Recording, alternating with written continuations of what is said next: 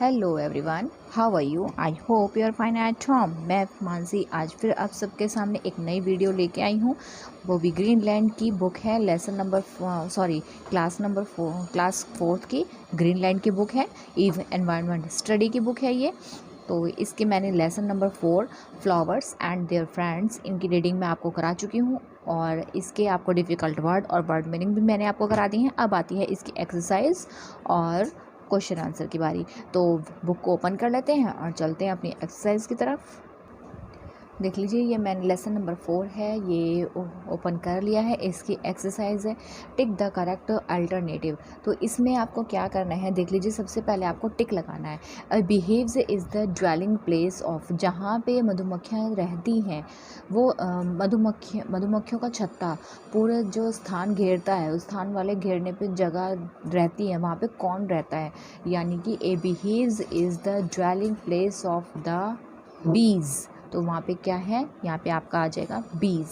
Rose and marigold blossom in, रोज़ और marigold यानी गुलाब का और गेंदे का फूल कौन से मौसम में खिलता है? ऑटम में। तो ऑटम पे आप सीज़न पे लगा देंगे tick mark. Flower are use to make, flower बनाने में यूज़ होता है, एक तो मेडिसिन में और कॉस्मेटिक में। आप बोथ ऑफ लगा सकते हैं, बट आप बुक खाली आंसर में जब आप से कोई पूछेगा तो आप बोथ आंसर देंगे, तो बोथ देना तो ठीक नहीं है। तो इसीलिए आपको करेक्ट आंसर पता होना चाहिए। आप यहाँ पे क्या लिखेंगे, मेडिसिन एंड कॉस्मेटिक। नेक्स्ट आपका आता है फिलिंग द ब्लैंक्स। अब फिलिंग द ब्लैंक्स देख लेते हैं।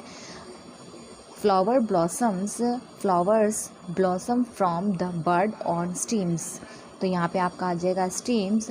फ्लावर जो की कलियाँ हैं वो खिलती हैं, तने पर जो कलियाँ होती हैं उस पर खिलती हैं, तो तने पर खिलती हैं, तो यहाँ पे हम स्टीम लिख देंगे। Flowers is the dash part of the plant. Reproductive, तो यहाँ पे आप लिख देंगे reproductive dash behaves do not have any internal structure. जो आपका इंटरनल स्ट्रक्चर है इसका मधुमक्खियों के छत्ते का, वो क्या इंटरनल, कोई उनका जो इंटरनल स्ट्रक्चर नहीं होता। किसका नहीं होता? ट्रेडिशनल बिहेव्स का। तो यहाँ पे आप फिल करेंगे ट्रेडिशनल। ए डैश सेल्स फ्लावर्स, जो फ्लावर्स कौन सेल करता है? फ्लोरिस्ट। तो आप यहाँ पे क्या फिल कर देंगे? फ्लोरिस्ट। अब आपका आता है ट्रू फॉल्स। ट्रू फॉल्स में आपने क्या करना है, the flower grows into a fruit. जो फ्लावर के ग्रोथ करता है, एक फ्लावर्स जो आपका है वो फल में बदल जाता है, यानी फल के रूप में ग्रोथ हो जाती है उसकी, फल के रूप में बदल जाता है। तो उसको ये क्या है, ट्रू है कि फॉल्स है? तो आप यहाँ पे लिखेंगे true. A flower has new parts. क्या फ्लावर के पास कोई नया कुछ पार्ट्स ही हैं? Flower has few parts. क्या फ्लावर के पास एक ही पार्ट है, कुछ ही पार्ट्स हैं? नो। तो यहाँ पे आप लिख देंगे एफ, फॉल्स। नेक्स्ट आपका आता है all the flowering plants bear flower in the same season. कुछ जो सभी प्रकार के जो फ्लावर्स के पौधे हैं वो अपने अपने सेम सीज़न में खिलते हैं, सेम सीज़न में खिलते हैं। तो ये आपका फॉल्स है, क्योंकि सेम सीज़न यानी कि एक सीज़न में फ्लावर्स हर सीज़न में अलग अलग फ्लावर्स खिलते हैं, ठीक है। तो सेम सीज़न में कोई भी फ्लावर नहीं खिलता है। तो अब आप देख लेते हैं flowers are offered to God. Flowers are offered to God in the temple and during prayers. Flowers, यहाँ पे आप लिखेंगे फ्लावर्स, यस ट्रू, क्योंकि फ्लावर्स एंड फ्लावर्स पेटल्स दोनों ही टेम्पल पे यानी कि गॉड पे ऑफ़र किए जाते हैं, जब मंदिरों में चढ़ाए जाते हैं और उनकी प्रेयर की जाती है। तो फ्लावर्स और उनके पेटल्स यानी कि जो दोनों ही चीज़, फ्लावर एक तो फूल हो गए और फूलों की पंखुड़ियाँ, दोनों ही किस पे चढ़ते हैं? भगवान के मंदिर में चढ़ाए जाते हैं, यानी कि उनको ऑफ़र किए जाते हैं। तो यहाँ पे आपका ट्रू आएगा। नेक्स्ट आपका आता है मैच दी फॉलोइंग। अब मैच दी फॉलोइंग में आपने देख लीजिए क्या करना है। सनफ्लावर सनफ्लावर्स आर ट्यूलिप कौन से स्प्रिंग सीज़न में, तो आप यहाँ पे मैच कर देंगे। ऑर्चिड एंड जैस्मिन आपका खिलता है विंटर सीज़न में, और डालिया और ट्यूब रोज़ आता है समर में। रोज़ एंड मैरीगोल्ड को मैच करेंगे हम ऑटम से। इसके क्वेश्चन आंसर है वो मैंने आपको रफ कॉपी एक नोटबुक में नोट डाउन कर दी हैं, तो मैं अभी ओपन करती हूँ और आपको बता देते हैं। देख लीजिए लेसन नंबर 4 के इन सब के मैंने आपको लेसन नंबर 4 है आपका फ्लावर एंड देयर फ्रेंड्स। इसके क्वेश्चन आंसर मैंने नोट डाउन करके आपको अब दिखा रही हूँ, तो अब आप इसकी रीडिंग भी करके आपको बता देते हैं। Why do plants produce flowers, क्या फ्लावर्स हैं वो रिप्रोडक्शन प्रोड्यूस करते हैं प्लांट्स को। Plants produce flowers, yes plants produce करते हैं फ्लावर को द सेम पर्पस, उनके एक उद्देश्य की वजह से, that is to make seeds, ताकि वो बीज बना सकें, बीज को तैयार कर सकें, so that another plant of the it's आउन काइंड कैन ग्रो, ताकि उससे एक दूसरा प्लांट ग्रो हो सके उनके जैसा, बिल्कुल उनके जैसा ही एक नया प्लांट ग्रो कर सके, यानी कि एक नया प्लांट की ग्रोथ हो सके। ठीक है, अब नेक्स्ट देख लेते हैं। व्हाट इज़ द बिहीव क्या है, मधुमक्खी का छत्ता क्या है। एक्सप्लेन द टाइप ऑफ बिहीव, अब जो आपके मधुमक्खियों के छत्ते हैं वो कितने प्रकार के होते हैं उनके बारे में एक्सप्लेनेशन देनी है, तो वो हम आंसर देख लेते हैं।